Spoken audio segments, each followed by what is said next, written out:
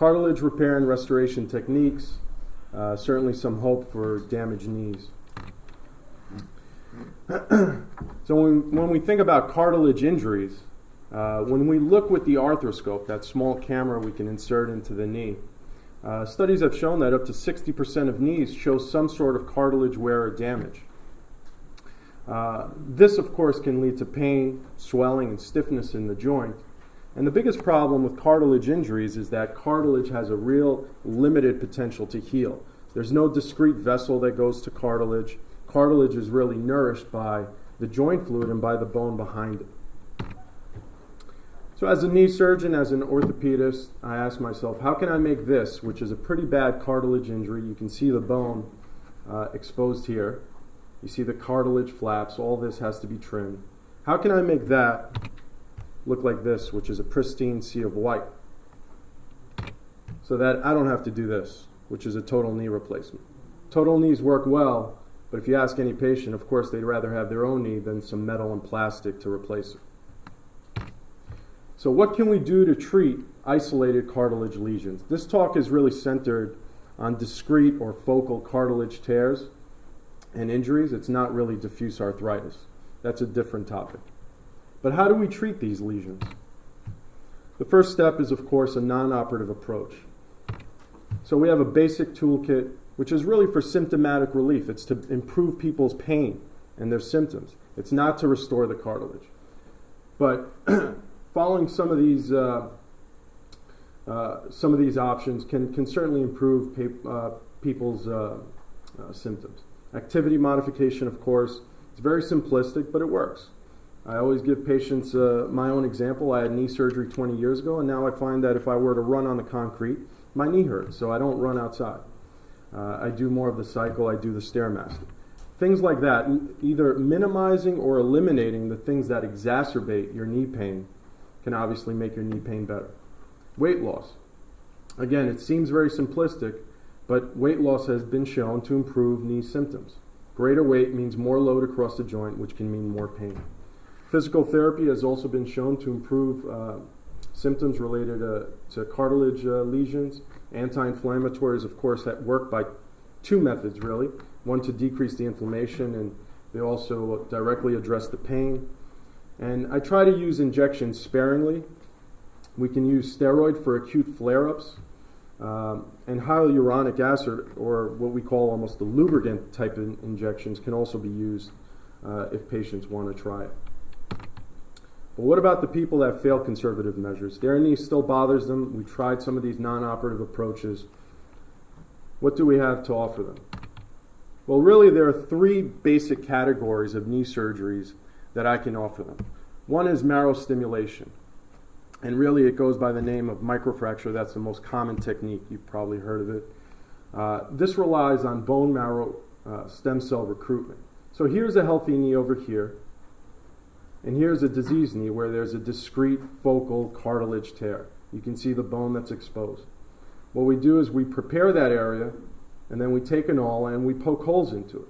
And basically that causes a blood clot to form, and it's bounded by the stable cartilage borders. This really results in the formation of another form of cartilage called fibrocartilage, which is biomechanically inferior to the native cartilage you have in your joint. In addition, microfracture has been shown to have more limited results in older patients, in bigger lesions, in heavier patients, and in lesions that are localized to the kneecap or the trochlea. So there are some pros to microfracture, namely it's technically simple, but there are some cons as well. It has limited results. Another way we can address cartilage lesions is a cell-based approach. So we try and repair the cartilage by bringing in new cartilage cells. And this is something called ACI, or autologous, meaning from the patient, chondrocyte cartilage cell implantation. The pros of ACI are that it's the patient's own tissue. You use their own cartilage cells. And it has a virtually unlimited amount that you can restore. The downside is it's a two-stage procedure. So the first stage, I have to go in with the arthroscope, perform a biopsy of the cartilage, I take that cartilage, I give it to a laboratory where they expand the cartilage cells. Then we come back later on and do a second procedure. We implant those cartilage cells, and then we cover it with a tarp, or really a patch that we sew in, which you can see here.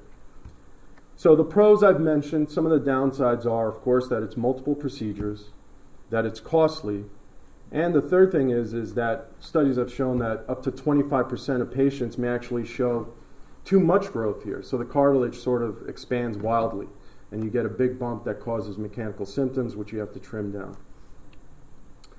So finally, the last approach is whole tissue transfer. This is really transplantation of cartilage and the bone that attaches to the cartilage. And the advantage is that it's real cartilage, it's mature cartilage and bone, and you can restore the joint surface. You can either take a patient's own cartilage and bone, or you can use a cadaver. So this cartoon basically describes using a patient's own cartilage and bone. I use this device to take a cylinder of cartilage and bone from a healthy part of the knee that doesn't see much load, and then I bring it down to the diseased part of the knee. So osteochondral transplantation, osteo because it's bone, chondral because it's cartilage, transplantation, sometimes goes by the names of mosaic-plasty or OATS. That's a proprietary name one of the companies patented. When we use the patient's own cartilage and bone, the pros are that obviously it's a single-stage procedure. It's the patient's own tissue. I don't worry about rejection. And it's been shown to have superior results to other methodologies like microfracture. The downside is basically I'm robbing Peter to pay Paul. I'm taking cartilage and bone that's otherwise healthy from a good part of the knee, and I'm taking it to a diseased part. So it's really applicable only for smaller or more moderate-sized type of injuries, because I can't take half of the patient's knee to replace the other half. It's less predictable, again, in the patellofemoral joint, and it's also difficult to contour some areas. So for those people that have more severe types of injuries, or if they've already failed other cartilage procedures, I can use allograft. This is basically cadaver bone and cartilage. It does have live cells, but all of this has been treated and sterilized to make sure that it's safe to use. But the sterilization process itself weakens the bone, so it's a little bit biomechanically inferior. The upside is that basically we give the MRI to the bone bank, and they can find an exact match so that it's perfectly matched in terms of size and contour. But these, as you might expect, are also somewhat expensive, and they're also hard to procure. So those are the three main strategies we can do. Bone marrow stimulation, cell-based type of repair or regeneration, and whole tissue transplantation. On the horizon, we have something called MACI, which is really the second or third generation of ACI. Basically, if you'll recall when I showed that slide on ACI, we take cartilage cells and we just sort of dump them in a void and put something over it. This is a little more elegant because you're taking a scaffold so that the cartilage has sort of a home to live in until the knee joint gets resurfaced. It's shown early promise in clinical studies abroad. The problem is the FDA hasn't approved it, so no one here in the U.S. is using it. We can take another approach. This is allograft, so it comes from cadaver. It's actually from juvenile cadavers. It's not been processed or manipulated. It's basically minced cartilage, so it's actual cartilage that gets chopped up into fine pieces, and it can be implanted.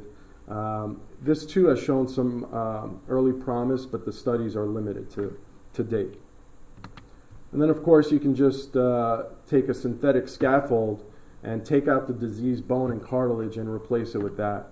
So this basically resembles a cartilage layer, this resembles a bone layer, and you can implant it into the diseased bone and cartilage. Again, very limited data to support this. So in conclusion, discrete cartilage injuries are common. This type of injury that I'm talking about is not diffuse arthritis. We're talking about an otherwise good knee joint that has one area that's diseased. Patients who fail conservative treatment may be candidates for surgery. The surgical options we've gone over. We can do marrow stimulation, we can do cell-based therapies, and we can do whole tissue transplantation, but they all have pros and cons. There's nothing that's ideal. New therapies are on the horizon which build on the technology of today. And I thank you for your time.